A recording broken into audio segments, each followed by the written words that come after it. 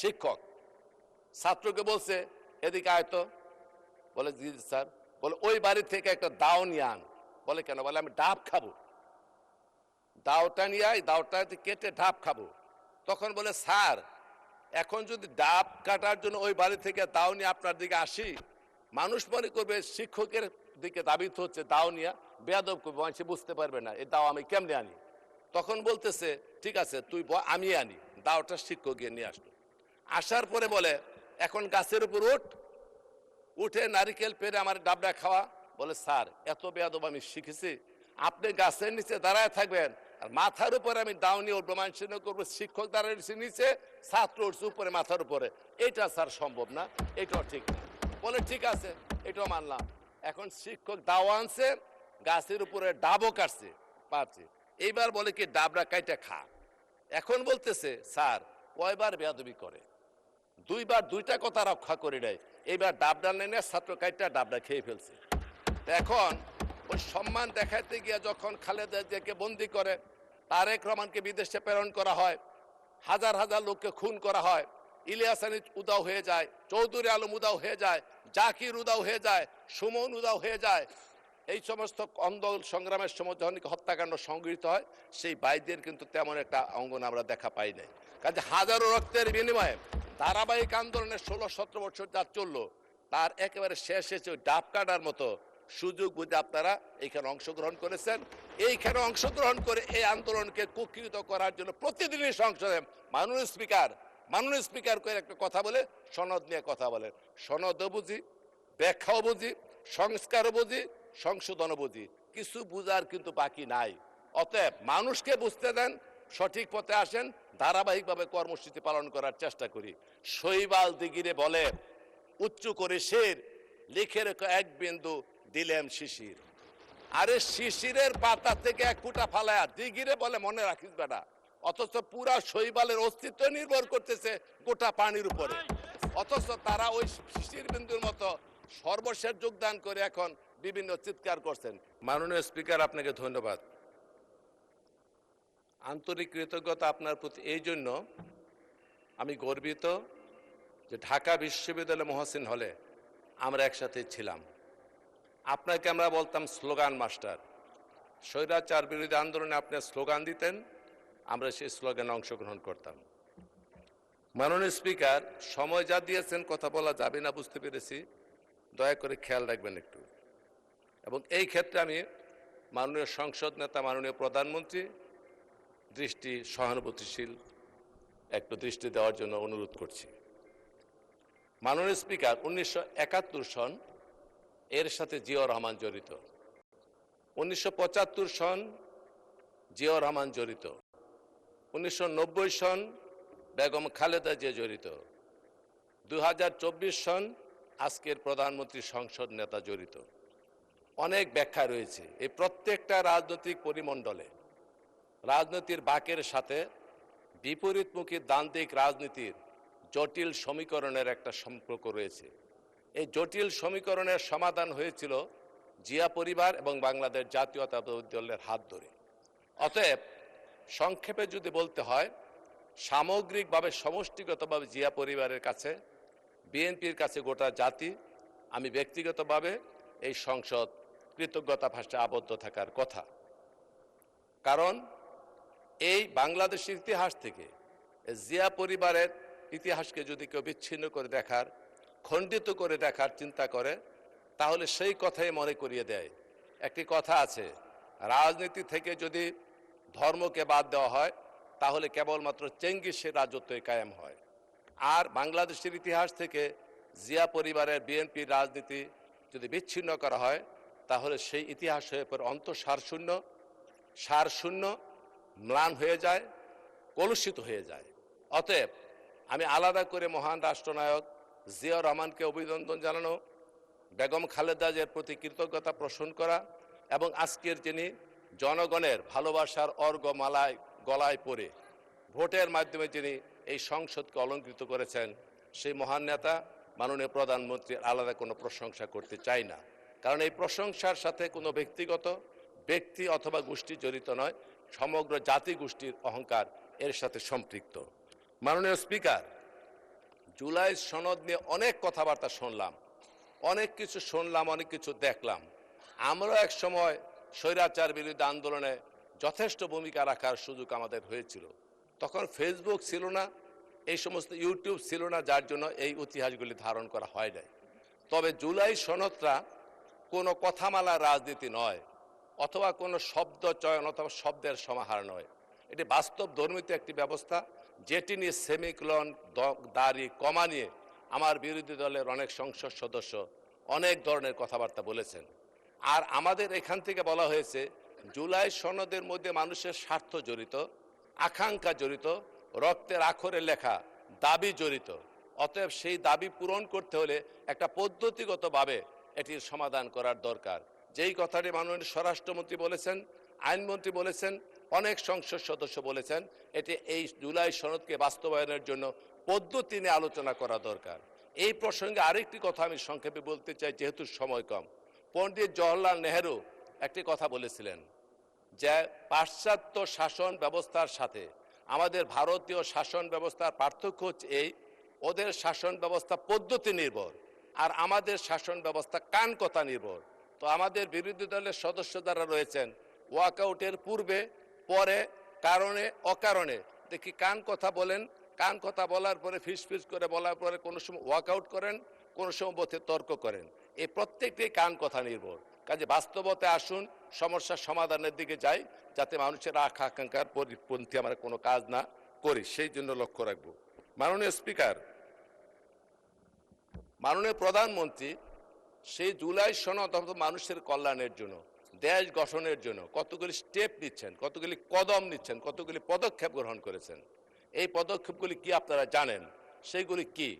Family card, কৃষক card, খেলোয়াড়দের প্রণোদনা দেওয়া, চাকরির বয়সসীমা 32 বছর করা, তারপরে আপনার খাল খনন কর্মসূচি, বৃক্ষরোপণ কর্মসূচি, এবং সবচেয়ে বড় কথা শালীনতা ভদ্রতা বজায় রেখে রাজনীতির ইতিহাসে একটা গুণগত পরিবর্তন আনার জন্য প্রধানমন্ত্রী হওয়ার আগে নিশ্চিত হয়েছেন যে সংখ্যাগরিষ্ঠতার বদৌলতে উনি প্রধানমন্ত্রী হবেন।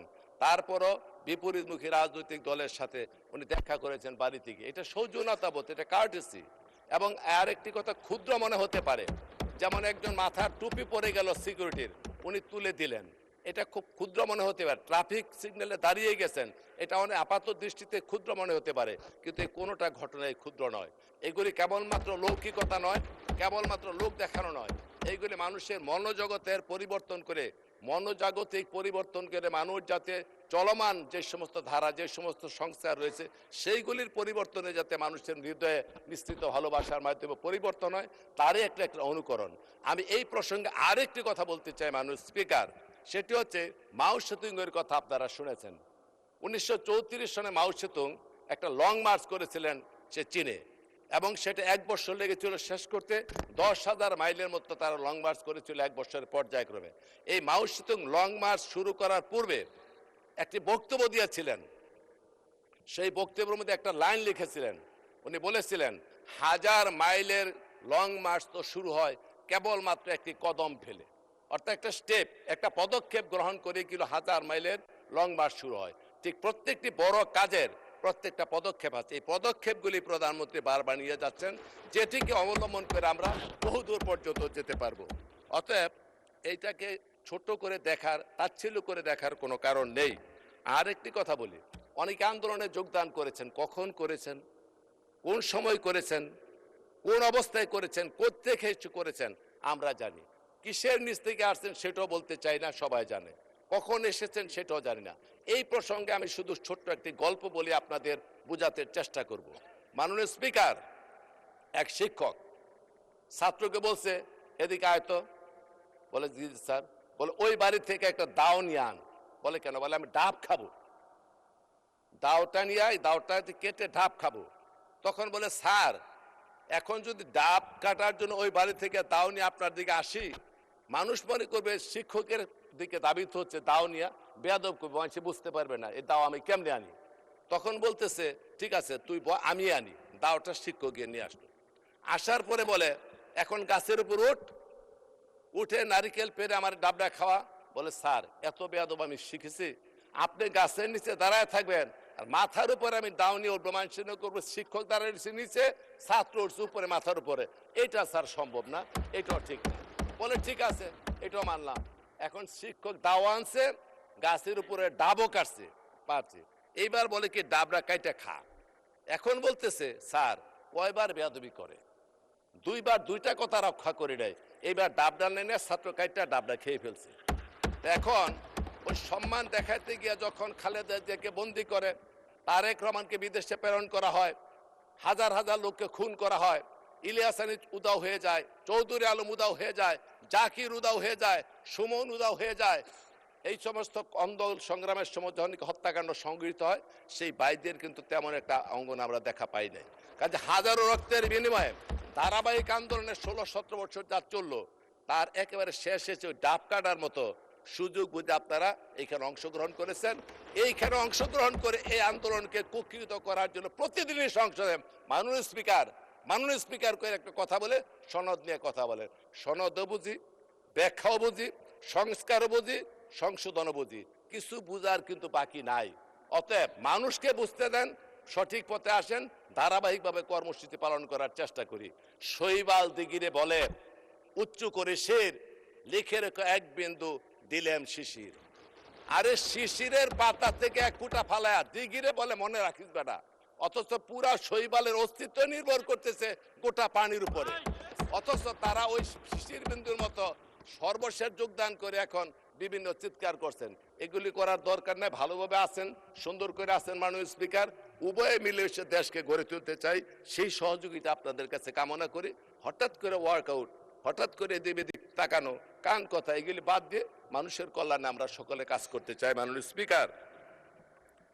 স্পিকার একটি কথা বলি কি, একটা প্রবাদ আছে যে দুটো জিনিস মানুষের শেখানো যায় না, এর একটি হচ্ছে সিঙ্গিং ভয়েস আর একটি ম্যানার, গানের সুর আর বিনয়, এই দুটি মানুষকে শেখানো যায় না, এটা ধারাবাহিকভাবে চলে।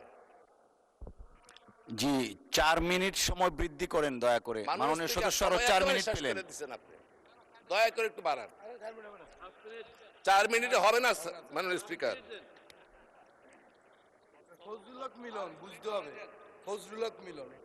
না তা ঠিক আছে, আমরা উনি তো অনেক আগে থেকে চমৎকার বক্তব্য রাখেন, এই কারণে 4 মিনিট দেওয়া হলো। মাননীয় স্পিকার আর একটি কথা বলি, এই সংসদ অত্যন্ত পবিত্র সংসদ, অনেক রক্তের বিনিময়ে গঠিত এই সংসদ, এটার সৌন্দর্য, মাহাত্ম্য, এটার আভিজাত্য অনেক বেশি। আমরা এখানে বসে সবকিছু সমাধান করতে চাই। সেই প্রসঙ্গে তাজমহলের সৌন্দর্য দেখে ফার্সি কবি ওমর খৈয়াম বলেছিলেন, আগার ফিরদাউস বারোই জামিন হামিন আস্তত হামিন আস্তত হামিন আস্তত। পৃথিবীতে যদি কোথাও স্বর্গ থাকে তবে তা এখানে, তবে তা এখানে, তবে তা এখানে। আমিও বলি মানুষের কল্যাণের জন্য, জাতির গঠনের জন্য, মানুষের আশা আকাঙ্ক্ষা পূরণের জন্য যদি সবচেয়ে সুন্দর জায়গা থাকে এই সংসদ, এই সংসদ, এই সংসদ। আমরা শত শহীদের রক্তের বিনিময়ে, আজকে আমাদের মা বোনের কান্নার বিনিময়ে দেশনেত্রী বেগম খালেদা জিয়া মাননীয় স্পিকার কারারুদ্ধ হয়েছেন, নির্যাতন ভোগ করেছেন, আপসের নেত্রী হয়েছেন, আজকে সবুজ চত্বরে চিরনিদ্রায় শায়িত। সেই নেত্রী আমাদের কাছে আশীর্বাদ রেখে গিয়েছেন, সেই নেত্রী এই দেশের জন্য, গণতন্ত্রের জন্য সংগ্রাম করেছেন, মানুষের কল্যাণের জন্য জীবন বিসর্জন দিয়েছেন। সবচেয়ে ধৈর্য ধারণ করে উনি সর্বশেষ বলেছেন ঐক্য এবং মানুষের কল্যাণের জন্য মিলেমিশে কাজ করার জন্য। অতএব এই সংসদকে আমরা যাতে কার্যকরী করি। মাননীয় স্পিকার, আপনার কথা আমি ভালো করে জানি, বিজয়ের যে পতাকা আমরা উড্ডীন করেছি সম্মিলিতভাবে পাহাড়ের চূড়ায়, বিজয়ের পতাকাটা পাহাড়ের চূড়ায় উঠে এটি অর্জিত হয় গিরিপথে, দুর্গম উপত্যকায়, উর্মি মুখর সাগর পাড়ি দিয়ে। অতএব এই সমস্ত প্রতিকূল অবস্থা এবং ত্যাগের বিনিময়ে উদ্ভাসিত হয়ে যে ঐক্য রচনা করেছি, যে ঐক্যের পিরামিড রচিত হয়েছে, কোনো ধরনের আক্রমণ, কোনো ধরনের সমালোচনা, কোনো ধরনের কান কথা, কোনো ধরনের সংকীর্ণ মানসিকতা নিয়ে যাতে কোনো বিষাক্ত তীর সেই ঐক্যের পিরামিডের মধ্যে আঘাত না করে, এই জন্য সকলের প্রতি আহ্বান জানাবো। এইখানে যেমন বসে আছেন আমাদের সংসদ নেতা, উনি সংসদের অভিভাবক, ওইখানে বসে আছেন বিরোধী দলের নেতা, উনিও সংসদের অভিভাবক। সংখ্যাগরিষ্ঠতার সংখ্যালঘিষ্ঠতা নিয়ে আমরা কোনো বিচার করি নাই। এইখানে সংখ্যাগরিষ্ঠতা আছে কিন্তু কর্তৃত্বের কোনো অহমিকা নাই। স্বৈরতান্ত্রিক মানসিকতায় কোনো লেশ নাই। আপনারও সংখ্যা লঘিষ্ঠতা আছেন, কিন্তু কর্তব্যকে অবহেলা করার মতো কোনো সুযোগ নাই। অতএব আসুন এই সুন্দর সমৃদ্ধির মাধ্যমে এই সংসদকে আমরা শান্ত করি, এই সংসদের মাধ্যমে মানুষের কল্যাণ করি। এইটাই আমার বক্তব্য। আমার বক্তব্য বেশি বাড়াতে চাই না। আমি আপনাদের কাছে আবারও অনুরোধ জানাবো, শত ত্যাগের বিনিময়ে উদ্ভাসিত এই সংসদ, এই সংসদের দিকে মানুষ চেয়ে আছে। অতএব হঠকারী কোনো সিদ্ধান্ত, আবার যাতে ফেসিবাদের কোনো পদধ্বনি শুনতে না পারি, কোনো ফাঁক ফুকর দিয়ে যাতে আবার স্বৈরাচারের গোপন দোসররা এইখানে প্রবেশ করতে না পারে, এই জন্য মহান দায়িত্ব এবং সততা নিষ্ঠা নিয়ে কাজ করতে হবে। আমাদের মাননীয় প্রধানমন্ত্রী যে উদাহরণগুলি স্থাপন করেছেন, আসুন তার সারথি হই। উনি শুরু করেছেন, এই পথকে যদি না কল্যাণকামী পথে চূড়ান্ত পর্যায়ে নিতে হয়, তাহলে সকলের সহযোগিতা প্রয়োজন। বিরোধিতার খাতির বিরোধিতা করলে কোনো লাভ হবে না। অতএব মানুষের হাসাহাসির পাত্র যাতে না হয়, সেই জন্য আমরা এদের কাজ করতে হবে। আসুন, যে মহান প্ল্যান নিয়ে উনি এসেছেন, শোনেন, যিনি কাঁথা সেলাই করেন তাকে বলা হয় কারিগর, আর যিনি কাঁথায় নকশা করেন তাকে বলা হয় শিল্পী। উনি প্ল্যান নিয়ে এসেছেন, মানসিক জগতে উনি প্ল্যান করে বিদেশ থেকে এসেছেন। সেই প্ল্যানের অংশ আজকে প্রত্যেকটা পদক্ষেপ নিয়ে কারিগর হিসেবে উপস্থিত হতে চাচ্ছেন। অতএব শিল্পী এবং কারিগর যখন একত্রিত হয়, কল্যাণকামী রাষ্ট্র প্রতিষ্ঠার জন্য কোনো ধরনের অসুবিধা হয়।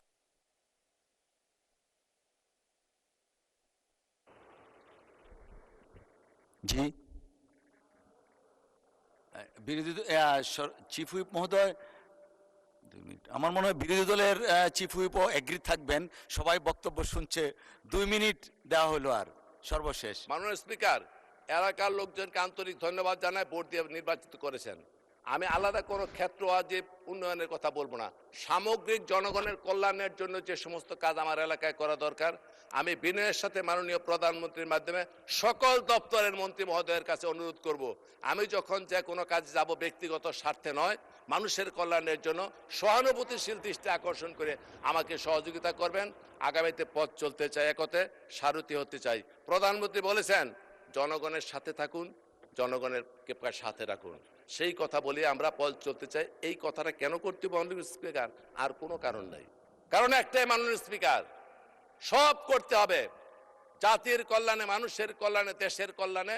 এর কারণ একটি, সেটি হচ্ছে সবার আগে বাংলাদেশ।